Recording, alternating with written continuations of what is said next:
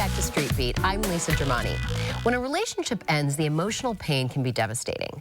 Is there something you can do to get past the pain and move forward? Joining me now is Dr. Eddie Connor Jr., the author of Heal Your Heart.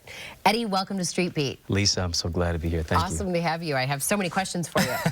The first, why did you decide to write this book? You know, I wrote this book, Heal Your Heart. It's my 5th book, and I really wrote what I needed the most. For me, looking at my life and some of the things that I've gone through in my journey, I grew up in a single-parent household with my father not in my life, and one of the greatest experiences of pain that I experienced was being diagnosed with NHL, and I thought it was National Hockey League at that place in my life, but it was non-Hodgkin's lymphoma. And it was not 1, not 2, not 3, but 4, stage 4 cancer at the age of 15. Wow. And to have to grapple with that, chemotherapy and radiation, and then still exercise faith in the midst of that, and find a place of healing from the hurt. You know, I had to discover the first 3 letters in cancer is can. You can overcome, you can survive. And that's what I want to do, give hope and healing to people. In this book, you share 10 tips on how to heal. What are some examples of those? I'm glad you asked. You know, one of those tips is know your value.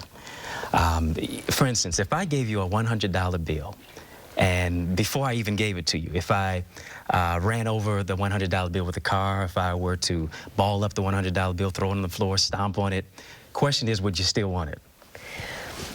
I'd still take it, but I'd probably prefer a nice crisp one. Of course, let's be honest. Absolutely. So many times, you know, in life we're crushed, we're stepped on, we're hurt, but it does not diminish our value. It does not reduce us, but it produces something on the inside of us that's even greater, because adversity is the place where it reveals our greatest strength.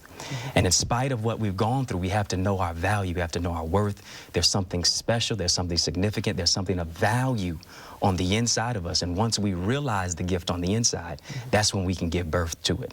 But we have to push through some pain, some trials, some tribulations in order to manifest the greatness that's on the inside of us. I like that analogy. That makes a lot of sense to me. Yeah.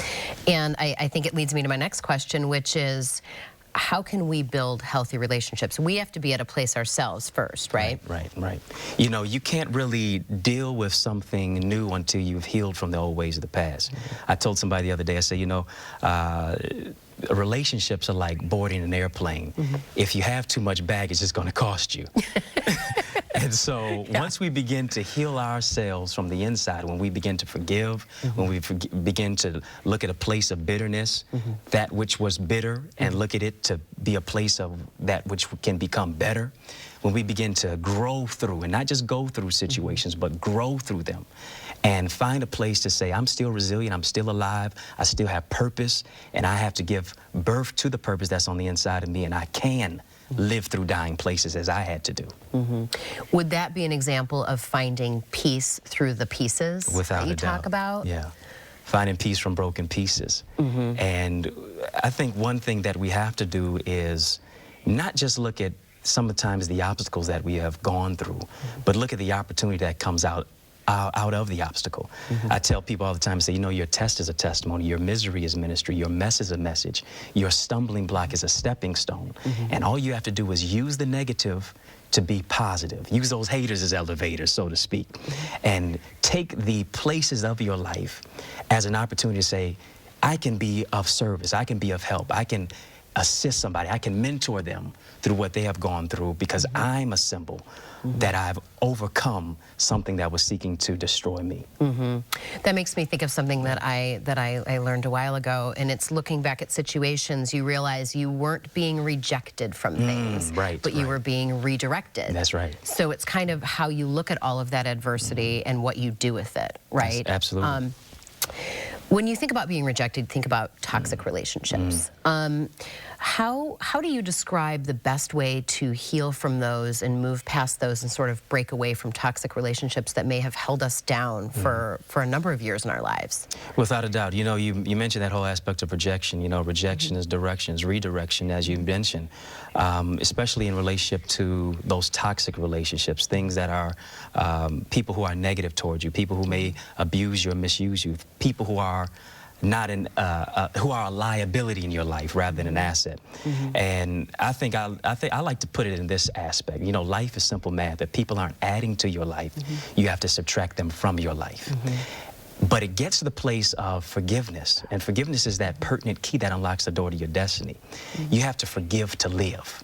And when I let go of the past, when I let go of the pain, that's when I can begin to walk into my future. Because the past is a prison, but really your future is freedom, and you can't get into that door of freedom until you let it go and really grow through it. You got to let it go to grow. That's right. And you make room for the right one. That's for right. the right one then. Absolutely. Yeah, right. Getting the wrong people out of your life makes room for the right ones to come in. That's right. Thank you, Eddie. Thank you very much for being here. For more information, visit eddieconner.com. That's our show for today. I want to thank all of our guests for coming on the show. We will see you next Saturday at 8:30 a.m. on Street Beat.